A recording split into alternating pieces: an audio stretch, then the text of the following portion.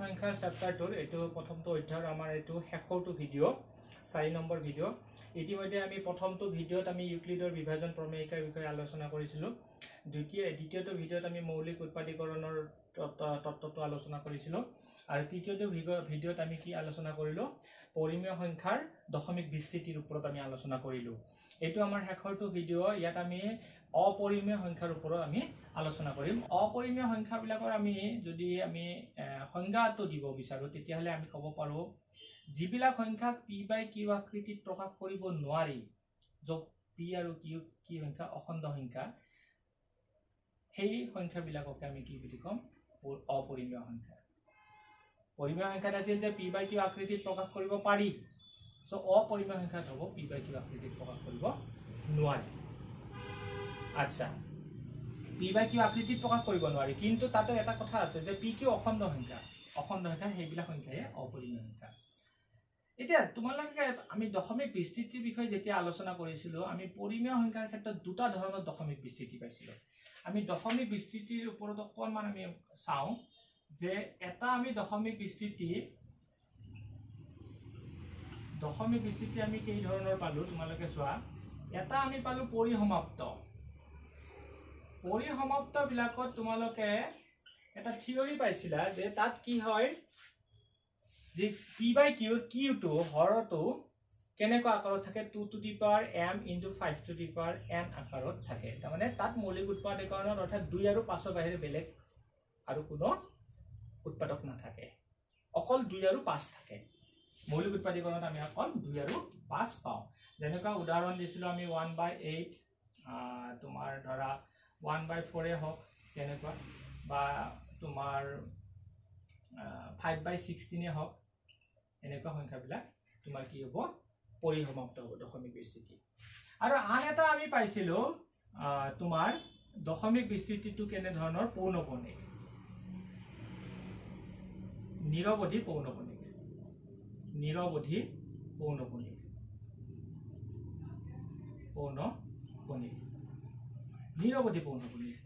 যেনেকুৱা তোমাৰ উদাহৰণ আমি পাইছিলো ক্লাস 9 তে আমি এই সম্পৰ্কে আমি অলপ ধাৰণা পাইছিলো যেনেকৈ 0.3333 ... এনেকুৱা সংখ্যাবিলাক বা 0.565656 এনেকুৱা সংখ্যাবিলাক এই সংখ্যাবিলাকও কি সংখ্যা কিন্তু গোটেইখিনি পৰিমেয় সংখ্যাই এইবিলাকও কিন্তু এইটো পৰিমেয় সংখ্যা কাৰণ ইয়াকো আমি কি কৈছিলো p by q আকাৰত লিখিব পাৰি আমি এইটো পঢ়িছো অলৰেডি যে যিকোনো পৌনঃপুনিক নিৰৱধি পৌনঃপুনিকক আমি কি কৰিব পাৰো p by q ফৰ্মত লিখিব পাৰো অৰ্থাৎ এই দুইটা সংখ্যাই কি সংখ্যা পৰিমেয় সংখ্যা এতিয়া এটা কথা তোমালোকে চোৱা আমি দশমিক বিস্তৃতিটো কেনে ধৰণৰ পালো এটা পালো শেষ হৈ যায় পৰিসমাপ্ত বুজি পালো এটা শেষ হৈ নাযায় কিন্তু ৰিপিট হয় এটা শেষ হৈ যায় এটা শেষ হৈ নাযায় সো কথা দুটাই এটা শেষ হৈ যাব এটা শেষ নহব এটা পৰিসমাপ্ত এটা নিৰৱধি পৰিসমাপ্তত বাৰু শেষ কথা শেষ এইটো আৰু বেলেগ নাপাও কিন্তু যিটো শেষ নহয় নিৰৱধি তাৰ ক্ষেত্ৰত আমি পালো পৌনঃপুনিক যিটো ৰিপিট হয় তাৰ মানে কি অপৌনঃপুনিকো থাকিব যিটো ৰিপিট নহয় অৰ্থাৎ নিৰৱধি কিন্তু কি অপৌনঃপুনিক তেনেকুৱা এটা আমি পাব পাৰো নিৰৱধি অপৌনঃপুনিক তাৰমানে অপৌনঃপুনিক বা আমি ক'ব পাৰো নিৰৱধি যি শেষ নহয় নিৰৱধি দশমিক বিস্তৃতিটো নিৰৱধি তাত কোনো ধৰণৰ ৰিপিটিং ষ্ট্ৰিং নাথাকে যেনেকৈ ধৰা মই এটা যদি এক্সাম্পল দিওঁ 0.12657 বা 578 দিয়াৰ পিছত তোমালোকে ভাবিবা আকৌ 9 আহিব গতিকে মই আকৌ 1 কৰি দিলো আকৌ 7 কৰি দিলো ... এনেকুৱা ধৰা 2657817 গৈ আছে অৰ্থাৎ ইয়াত দশমিক বিস্তৃতি অসীমলৈ গৈ আছে কিন্তু ইয়াত কোনো ধৰণৰ ৰিপিট হোৱা নাই সংখ্যাটো সো তেনেকুৱা সংখ্যাবিলাক কি সংখ্যা হ'ব অপৰিমেয় সংখ্যা হ'ব একদম ধুনিয়াকৈ তাৰমানে অপৰিমেয় সংখ্যা যদি তোমালোকৰ এক্সাম্পল দিব দিয়ে তেতিয়াহলে একেবাৰে সহজ ভাষাত তোমালোকে দিব পাৰা কোনবিলাক যে যিবিলাক নিৰৱধি শেষ নহয় দশমিক বিস্তৃতি যাৰ শেষ নহয় আৰু যাৰ পৌনঃপুনিক চৰিত্ৰটো নাই তেনেকুৱা সংখ্যাবিলাকে আমাৰ কি অপৰিমেয় সংখ্যা এই সংখ্যাবিলাকক কি বুলি কম অপৰিমেয় সংখ্যা বুলি কম আৰু কেনে ধৰণৰ আমি সহজতে দিব পৰা উদাহৰণ আছে তোমাৰ আছে এনেকুৱা ধৰা মৌলিক সংখ্যাবিলাকৰ তোমালোকে যদি বৰ্গমূল লোৱা যেনেকৈ √2 √3 √5 ... এই সংখ্যাবিলাক কি সংখ্যা হ'ব তোমাৰ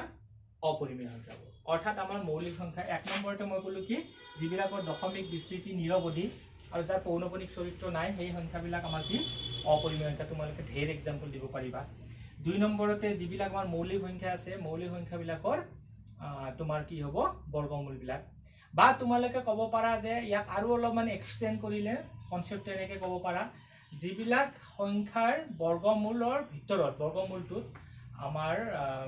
যেনেকৈ ধৰা 25 হওক বা এইবিলাক কি কয় আমাৰ পূৰ্ণবৰ্গ সংখ্যা বৰ্গমূলৰ ভিতৰত যদি পূৰ্ণবৰ্গ সংখ্যা নাই পূৰ্ণবৰ্গ সংখ্যা থাকিলে হি নহব পূৰ্ণবৰ্গ সংখ্যা থাকিলে হি পৰিমেয়লৈকে যাব যেনেকৈ √25 মানে আমি 5 পাম √, ধৰা তোমাৰ 64 তাৰমানে 8 পাই যাম তেনেকুৱা নহয় পূৰ্ণবৰ্গ সংখ্যা যিবিলাক সংখ্যাৰ তোমাৰ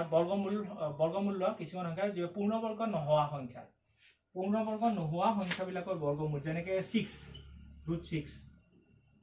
12 টো পূৰ্ণবৰ্গ সংখ্যা নহয় তাৰ বৰ্গমূল √12 এনেকুৱা সংখ্যাবিলাকৰ কি হ'ব অপৰিমেয় সংখ্যা হ'ব সংখ্যাৰ কিছুমান উদাহৰণ পালো যেনেকৈ উদাহৰণ আমি কি এতিয়া আমি পালো অপৰিমেয় সংখ্যাৰ উদাহৰণ সহজতে দিব পৰা উদাহৰণ প্ৰথমতে দশমিক বিস্তৃতিটো নিৰৱধি আৰু যাৰ পৌনঃপুনিক চৰিত্ৰ নাই 0.1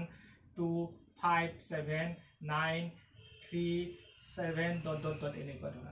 এনেকুৱা এটা যিকোনো সংখ্যা তোমালোকে বনাই দিব পাৰিবা তাৰপিছত মই কি ক'লো যিবিলাক আমাৰ মৌলিক সংখ্যা আছে মৌলিক সংখ্যাবিলাকৰ বৰ্গমূল লোৱা বৰ্গমূল সংখ্যাবিলাক যেনেকৈ √7 এইবিলাক সংখ্যাবিলাক কি হ'ব তোমাৰ অপৰিমেয় সংখ্যা হ'ব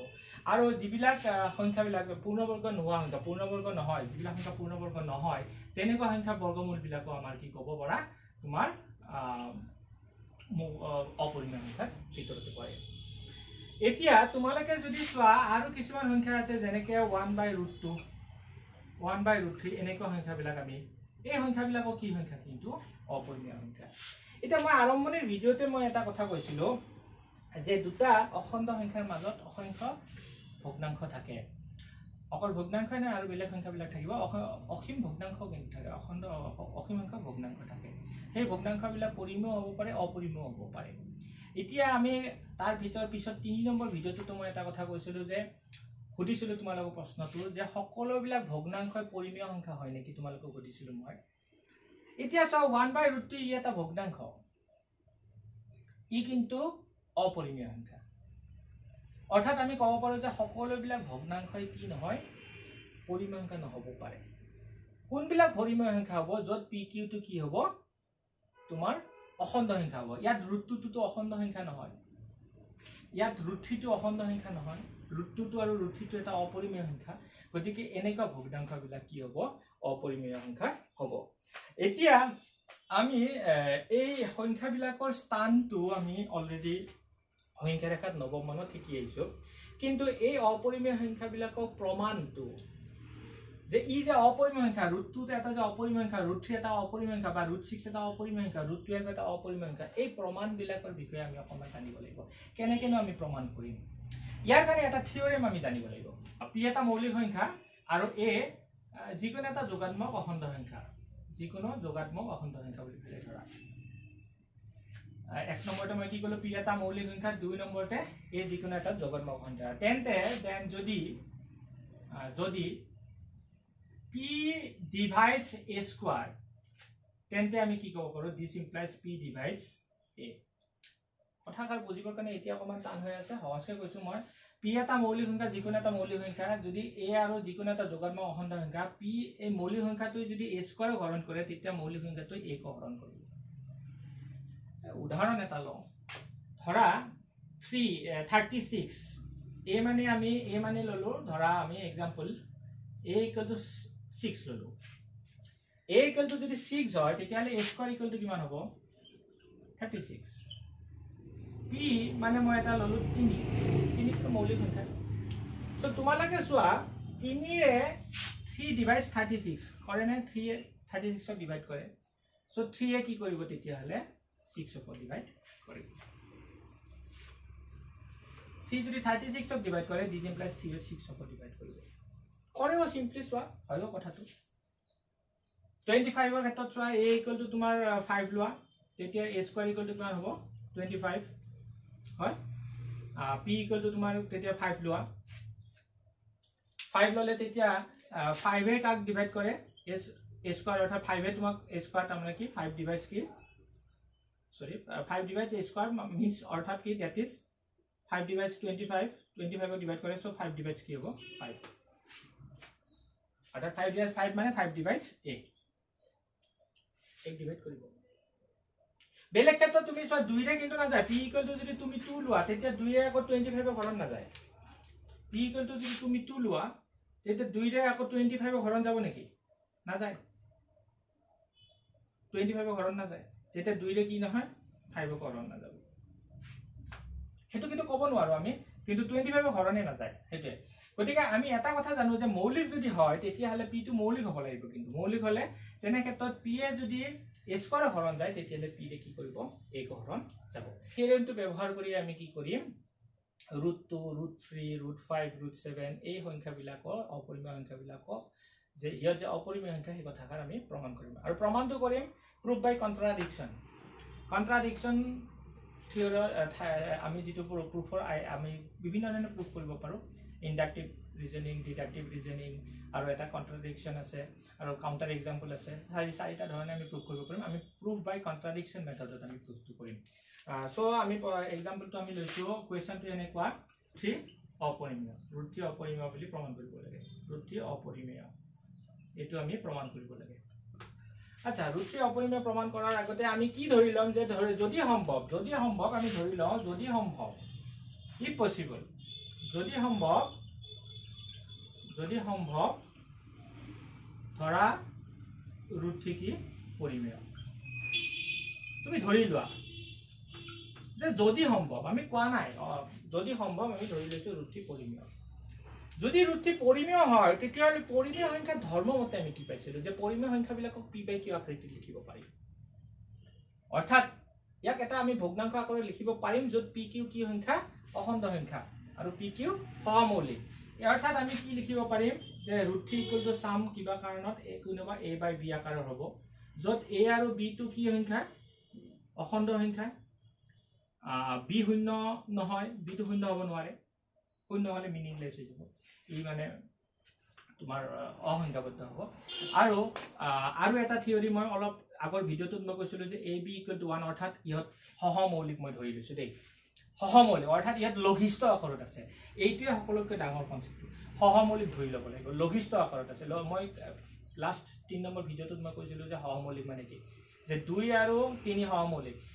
3 আৰু 4 সহমৌলিক 4 টো যৌগিক সংখ্যা কিন্তু 3 4 টোৰ একমাত্ৰ উৎপাদক 1 গতিকে সহমৌলিক ঠিক তেনেদৰে a আৰু b ৰ একমাত্ৰ উৎপাদক 1 গতিকে ইহত কি সহমৌলিক বুলি ধৰি লৈছো যদি √3 = a by b হয় তেতিয়া হলে তোমালোকে যদি ইয়াক স্কয়াৰ কৰি দিয়া তেতিয়া হলে 3 = a square by b square হবনে exactly clear আছে so this implies a square = 3 into b square হ'ব আচ্ছা a square মানে আমি 3 পূৰণ লিখিব পাৰিছো যদি আমি 6 মানে আমি কি কৰিব পাৰো 2 into 3 লিখিব পাৰো তেতিয়া হলে 2 ৰে কি 6 ঘৰণ যাব 3 ৰ 6 ঘৰণ যাব যদি মই a square মানে 3 into b square লিখিছো তেতিয়া হলে 3 ৰে a square ঘৰণ যাব অৰ্থাৎ ডিভাইড যাব অৰ্থাৎ this implies আমি কি ক'ব পাৰো 3 divides কি a square the 3 তো কি সংখ্যা 3 তো এটা মৌলিক সংখ্যা যদি 3 ৰে a square হৰণ যায় ইয়াৰ থিওৰি আমি পাইছিলো যদি 3 ৰে p যদি a square হৰণ যায় p ৰে a কো হৰণ যাব 3 ৰে যদি a square হৰণ যায় তেতিয়া 3 ৰে কি হৰণ যাব a কো হৰণ যাব অৰ্থাৎ this implies 3 divides a যদি 3 ৰে a হৰণ যায় অৰ্থাৎ 3 ৰে যদি a হৰণ যায় 3 ৰে বিভাজ্য হয় যেনেকৈ 6 2 ৰে হৰণ যায় তাৰমানে 6 মানে আমি কি লিখিব পাৰো 2 into 3 লিখিব পাৰো অৰ্থাৎ a টো যদি 3 ৰে হৰণ যায় মানে a মানে আমি কি লিখিব পাৰো অৰ্থাৎ a = আমি কি লিখিব পাৰিম কিবা এটা 3 পূৰণ ধৰা তোমাৰ q লিখিলো বা m লিখিলো যেনে লিখি 3 পূৰণ m লিখিলো কাৰণ ই 3 ৰে হৰণ যায় যদি 3 পূৰণ m লিখিলো তেতিয়ালে definitely a square equal to কিমান হ'ব this implies a square equal to কিমান হ'ব 9m স্কয়াৰ হ'ব আকৌ a স্কয়াৰ মানে কি আছিল আমি ইয়াৰ পৰা পাইছিলো না a স্কয়াৰ মানে কি আছিল 3 * b স্কয়াৰ a স্কয়াৰ মানে আছিল 3 * b স্কয়াৰ সো আলটিমেটলি আমি কি পালো 3 a স্কয়াৰ মানে 3 * b square equal to 9m square so ইয়াৰ পৰা আমি কি পালো b স্কয়াৰ ইকুৱেল টু কিমান পালো 3m স্কয়াৰ অৰ্থাৎ b স্কয়াৰ মানে আমি এবাৰ 3m স্কয়াৰ লিখিব পাৰো b স্কয়াৰ মানে 3 * কিবা এটা লিখিছো b স্কয়াৰ মানে 3 * কিবা এটা তাৰমানে 3 ৰে কি হ'ব b স্কয়াৰ হ'ব ডিভাইড হ'ব সো দিস ইমপ্লাইজ আমি কি কৰিব পাৰো so this implies 3 divides b square so মৌলিক আমাৰ ইয়াৰ p যদি মৌলিক হয় ইয়াৰ উপপাদ্যমতে আমি কি পাম এটো উপপাদ্যমতে কাম 3 টো মৌলিক সো 3 ৰে ডিভাইড b স্কয়াৰ যায় সো 3 ৰে কি হৈ যাব b ক হৰণ যাব অৰ্থাৎ তুমি চোৱা আমি যেতিয়া পাইছিলো যে 3 ৰে a হৰণ যায় ইয়াৰ পৰা আমি কি পাইছিলো যে এৰ উৎপাদক আমি 3 এটা উৎপাদক পাইছিলো এৰ এটা উৎপাদক কিমান হ'ব 3 ইয়াৰ পৰা পাইছিলো এৰ এটা উৎপাদক 3 ইয়াত আমি কি পালো b ৰ এটা উৎপাদক 3 অৰ্থাৎ আমি এটো যদি 1 আৰু এটো 2 বুলি কও 1 আৰু 2 পৰা আমি কি কব পাৰো 1 আৰু 2 পৰা আমি কি কম 2 পৰা a আৰু b ৰ উমহতীয়া উৎপাদক কি পালো আমি উমহতীয়া উৎপাদক কিমান পালো 3 উমহতীয়া উৎপাদক কিমান পালো 3 কিন্তু a আৰু b ৰ একমাত্ৰ উৎপাদক কি আছিল 1 আছিল যেটো অসম্ভৱ কিয় অসম্ভৱ এটো অসম্ভৱ যেটো অসম্ভৱ কিয় অসম্ভৱ হেতু কোৱা যেটো অসম্ভৱ কাৰণ আমি কৈছিলো যে কাৰণ কি কাৰণ a আৰু b ৰ একমাত্ৰ উৎপাদক কি আছিল 1 ধৰি লৈছিল a আৰু b ৰ একমাত্ৰ উৎপাদক 1 ধৰি লৈছিল এই এটা অসম্ভৱ কথা এটা আমি পাই গলি এই অসম্ভৱ কথাটো কিয় পালো এই অসম্ভৱ কথাটো এই কাৰণে পালো আমি ধৰি লৈছিল যদি সম্ভৱ ৰুথি পৰিমেয় বুলি কৈছিল এটা আমি অসম্ভৱ কথা আমি পালো এটা কথা ধৰি লোৱা কাৰণে ৰুথি পৰিমেয় বুলি কয় ধৰি লোৱা কাৰণে অৰ্থাৎ আমি ধৰি লোৱা কথা অৰ্থাৎ ইয়াৰ পিছত লিখিবা কি অৰ্থাৎ আমি ধৰি লোৱা কথা কি ভুল অৰ্থাৎ ৰুথি কি এটা অপৰিমেয় সংখ্যা সো এইদৰে আমি ৰুথিটো অপৰিমেয় সংখ্যা প্ৰমাণ কৰিব পাৰো ঠিক তেনে ৰুটটো এটা অপৰিমেয় সংখ্যা আমি এইদৰে প্ৰমাণ কৰিব পাৰিম সিম্পল ইয়াতে কেৱল এটাই থিওৰি ইউজ হৈছে কি যে মৌলিক p টো যদি মৌলিক সংখ্যা হয় a যিকোনো এটা যোগাত্মক সংখ্যা হয় যদি p ৰে a স্কয়াৰ হৰণ যায় তেতিয়া p ৰে একো হৰণ যাব সো আমি আলটিমেটলি ইয়াৰ পৰা আমি প্ৰুফ বাই কন্ট্ৰাডিকশন বুলি কয় আমি কন্ট্ৰাডিকশন পালো আমি ধৰি লোৱা কথা আৰু কন্ট্ৰাডিক্ট কৰিলে এটো কয় সেইকাৰণে প্ৰুফ বাই কন্ট্ৰাডিকশন সো প্ৰুফ বাই কন্ট্ৰাডিকশন আমি কি পালো ৰুথি এটা অপৰিমেয় সংখ্যা পালো ইয়াৰ পিছত আমি প্ৰুফ কৰিম 1 বাই ৰুথি এটা অপৰিমেয় সংখ্যা আমি ইতিমধ্যে ৰুথি এটা অপৰিমেয় সংখ্যা বুলি প্ৰমাণ কৰিলো আৰু এই যেটো প্ৰমাণ কৰিলো ৰুথি এটা অপৰিমেয় সংখ্যা ইয়াক এতিয়া আমি আনবিলাক প্ৰমাণত ব্যৱহাৰ কৰিব পাৰো যেনেকৈ ৰুটটো এটা যদি অপৰিমেয় সংখ্যা এই থিওৰিটো যদি তুমি প্ৰুফ কৰিব পাৰা তেতিয়া এই ৰুটটো যে অপৰিমেয় সংখ্যা ধাৰণাটোৰ এই কথাটো তুমি আন যেতিয়া সমস্যা সমাধান কৰিবা তাত ব্যৱহাৰ কৰিব পাৰিবা ঠিক তেনে এতিয়া আমি গম পাই গলো প্ৰমাণ কৰি পেলালো ৰুথিটো অপৰিমেয় সংখ্যা গতিকে ৰুথি অপৰিমেয় সংখ্যা ধাৰণাটো আমি আন সমস্যা সমাধানত ব্যৱহাৰ কৰিব পাৰিম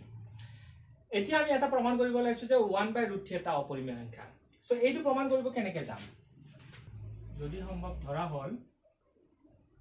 1 by root 3 পৰিমেয়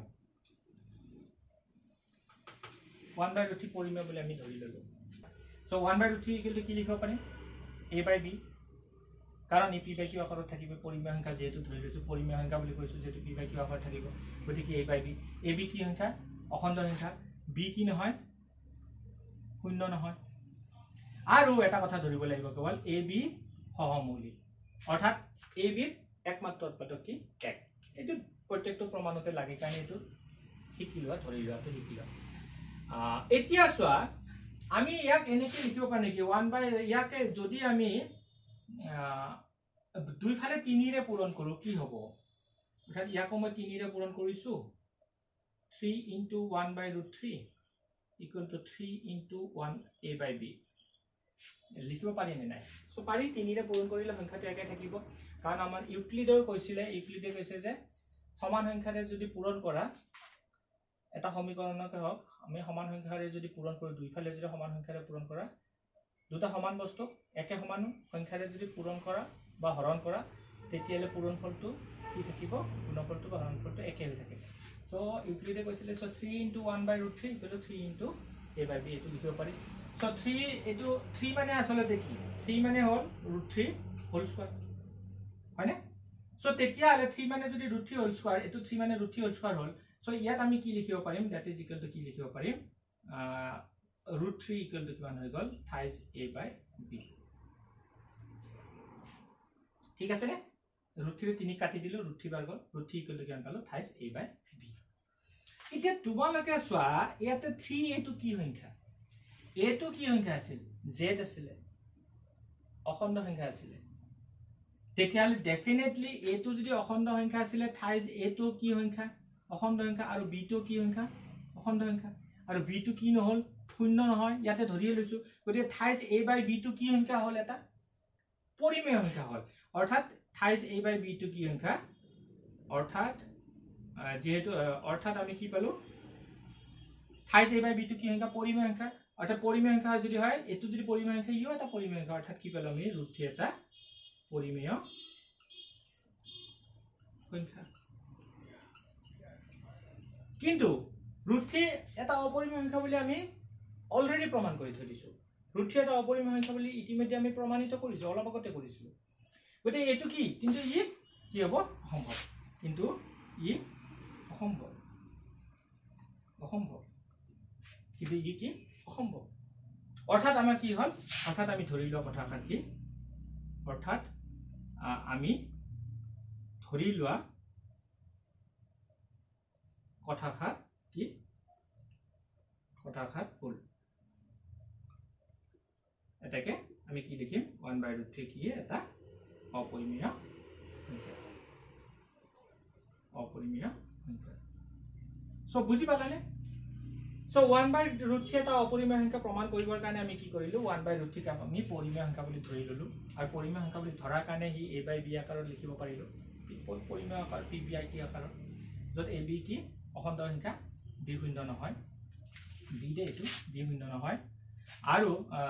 তেতিয়া আমি ইয়াত 3 ৰে পূৰণ কৰিলো দুইফালে কৰিলে √3 ইকুৱেল টু কিমান পালো থাইজ a/b যেটো থাইজ এটো আৰু b টো অখণ্ড সংখ্যা আৰু b টো শূন্য নহয় গতিকে কি হৈ গল ই এটা কি হৈ গল পৰিমেয় সংখ্যা ই যদি পৰিমেয় সংখ্যা তেতিয়ালে √3 টো এটা কি হৈ গল পৰিমেয় সংখ্যা হৈ গল কিন্তু √3 টো পৰিমেয় সংখ্যা হ'ব নোৱাৰে কাৰণ অসম্ভৱ কথা এটা অলপ আগতে আমি প্ৰমাণ কৰিছো √3 এটা অপৰিমেয় সংখ্যা সো এই অসম্ভৱ কথাটো আমি কিয় পালো কাৰণ আমি এটা ভুল কথা আমি ধৰি লৈছিলো সম্ভৱ যদি সম্ভৱ ধৰি লৈছিলো সো √3 আমি যেটো পৰিমেয় সংখ্যা ধৰি লৈছো হি কথাটা ভুল অৰ্থাৎ √3 এটা কি হয় অপৰিমেয় সংখ্যা সো এইদৰে আমি এই থিওৰেমটোৰ সহায়ত আৰু আমাৰ √2 হক √3 হক √5 হক √7 এই সংখ্যাবিলাকৰ অপৰিমেয় সংখ্যা বুলি প্ৰমাণ কৰি ইয়াৰ সহায়ত বাকি সংখ্যাবিলাকক আমি কি কৰিব পাৰো অপৰিমেয় সংখ্যা বুলি প্ৰমাণ কৰিব পাৰো সো ঠিক আছে এইখিনি আছিল আমাৰ 4টা ভিডিওত আমি বাস্তৱ সংখ্যাটো আলোচনা কৰিলো তোমালোকে